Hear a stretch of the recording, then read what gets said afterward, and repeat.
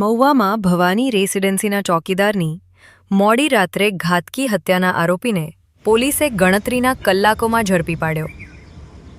ભવાની રેસિડેન્સીના ચોકીદાર રાજેન્દ્ર કુમાર રાત્રે સૂતા હતા ત્યારે હત્યારા એ તીક્ષ્ણ હથિયાર દ્વારા મોડી રાત્રે કરી હત્યા. મરનાર ચોકીદાર રાજેન્દ્ર કુમાર સાથે આરોપી વચ્ચે કોઈ ઝઘડો થયો હોય, સામાન્ય બોલાચાલી થઈ હતી. તેનું મન દુઃખ રાખીને ચોકીદારની તીક્ષ્ણ હથિયાર દ્વારા મોડી રાત્રે ઘા મારીને મોત નીપજતા હતું. પોલીસે ગણતરીના કલાકોમાં આરોપીને ઝડપી પાડ્યો હતો અને આગળની કાર્યવાહી હાથ ધરી હતી. અહેવાલ સુલતાન ખાન પઠાણ. રિપોર્ટ ઇદ્રીશ કુરેશી, મહુવા.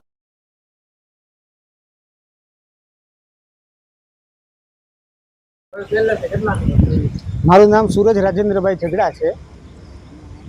કાલે બધા સાથે બધા જમવા બેઠા હતા. મારા પપ્પાએ મને વાત કરી કે 2 દિવસ પહેલાં કે ભંગારની લારીવાળાને મારા પપ્પાએ ના પાડી હતી. પ્રમુખે ચોખ્ખી ના પાડી છે કે અંદર ગળવા કોઈ નહીં દેવાના લારીવાળાને. એ ભાઈના ઘરેથી ભંગાર ભરવાનો હતો. એ ભાઈને એ દાજ રાખી ને આ ઘટના એ ભાઈએ કરેલી છે. એ ભાઈનું નામ છે ગૌરાંગભાઈ ભીલ.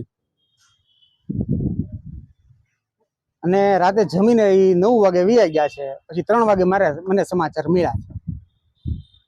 આમાં અમને ન્યાય જોવે છે કે આ ત્યાં આટલા સમયથી ત્યાં 5 વર્ષથી નોકરી કરતા હતા, છતાં કોઈ કાંઈ એટલું પ્રમુખ કે ઉપપ્રમુખે કોઈ એનું કાંઈ એક્શન લીધું નથી છોકરાનું. નહીં, છોકરો અત્યાર સુધી એવા ઘણા એવા ઓલામાં છે, ગુનાહિતમાં છે. આજે મોડી રાતે એટલે કે તારીખ 13/7/2026 રોજ મહુવા ટાઉન પોલીસ સ્ટેશન વિસ્તારમાં હત્યાનો એક બનાવ બનવા પામેલ છે. બનાવ એ રીતનો છે કે આ મરણ જનાર રાજેન્દ્રભાઈ ઝઘડા છે કે જેઓ ભવાની રેસિડેન્સીમાં સિક્યુરિટી ગાર્ડ તરીકેની પોતાની ફરજમાં હતા. એવામાં આરોપી ગૌરાંગ ઉર્ફે લાલજી ભીલવાળાએ રાતે એક તીક્ષ્ણ હથિયાર વડે તેમના માથા અને મોઢાના ભાગ પર 2 ઘા કરી તેમની હત્યા નિપજાવેલ છે.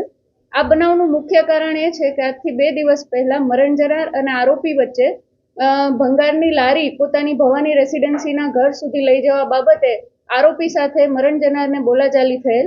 આ બાબતનું મન દુઃખ રાખી આજે મોડી રાતે આરોપી દ્વારા રાજેન્દ્રભાઈ છે તેમની હત્યા કરવામાં આવેલ છે. આરોપીને આપણે અત્યારે ડિટેન કરી લીધેલ છે અને અટક કરવાની કાર્યવાહી શરૂ કરી દેવામાં આવેલ છે અને આ ગુનાની આગળની તપાસ હાલ ચાલુ છે. આ ગુનામાં એક જ આરોપી છે.